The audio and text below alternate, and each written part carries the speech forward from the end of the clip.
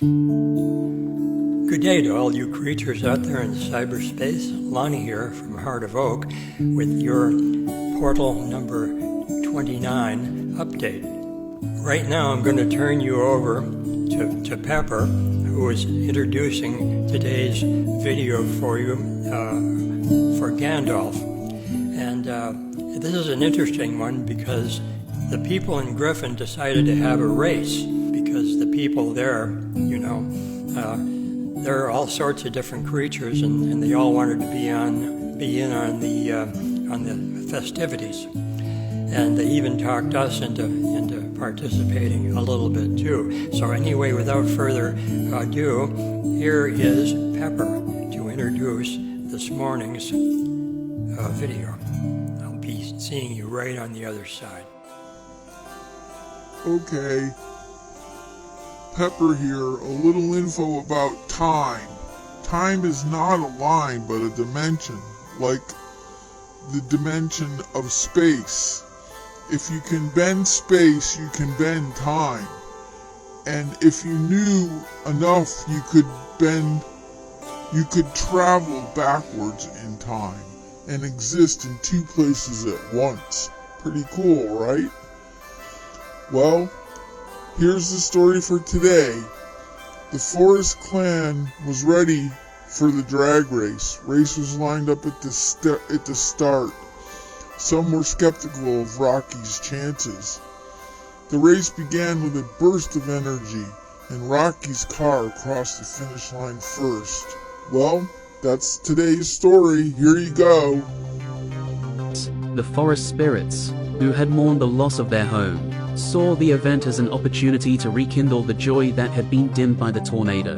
They weaved enchantments into the track, creating magical challenges that would test the racer's agility and teamwork. As the day of the drag race arrived, the atmosphere was electric. Spectators from nearby towns gathered to witness the spectacle, and the cheers of support echoed through the streets. The racers lined up at the starting line, warriors in tricked-out cars, animals with their chosen choice of drag cars, and even some forest spirits taking on ethereal forms had their own vehicles. In the vibrant town of Griffen, the residents were accustomed to seeing all sorts of participants. But this year's race held a surprise that no one could have predicted: a raccoon named Rocky and his hopped-up vehicle. He wasn't an ordinary raccoon. The townspeople often found him tinkering with discarded car parts and engines in his makeshift garage. Despite their amusement, they admired Rocky's determination and his endearing passion for all things automotive. When news spread about the upcoming drag race, Rocky saw it as his opportunity to shine. He poured his heart and soul into his project, transforming his humble vehicle into a sleek and formidable machine. The car's engine roared with power, and its exterior gleamed with a custom paint job that showcased Rocky's artistic flair. As the day of the race approached, some were skeptical of Rocky's chances, but most were excited to see what the unconventional racer could bring to the track. On race day, the atmosphere was charged with anticipation as the participants lined up at the starting line. Warriors, animals, spirits, and even other racers eyed Rocky's camera curiously. The atmosphere was electric. Spectators from nearby towns gathered to witness the spectacle, and the cheers of support echoed through the streets.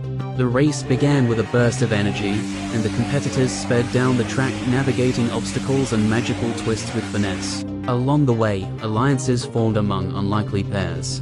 Warriors worked in harmony with animals, and forest spirits guided participants with their enchantments. Laughter and camaraderie filled the air as competitors encouraged each other to reach the finish line. When the race began, Rocky's vehicle shot off the line with astonishing speed, leaving a trail of dust in its wake. The crowd erupted in cheers as the unlikely duo of Rocky and his race car proved to be a force to be reckoned with, and the crowd rallied behind him, cheering for the underdog. In a heart-pounding finale, Rocky's race car crossed the finish line first, leaving the spectators in awe. The cheers of victory mingled with admiration for Rocky's exceptional feat. The townspeople swarmed Rocky, offering congratulatory pats on the back and words of amazement. And that's our story for today. Stay tuned for the next chapter, Chapter 10, a beach story in a space dimension. We'll see you there. Bye. Well, that was exhilarating. The guys in Griffen managed to talk us into actually doing a spot for them.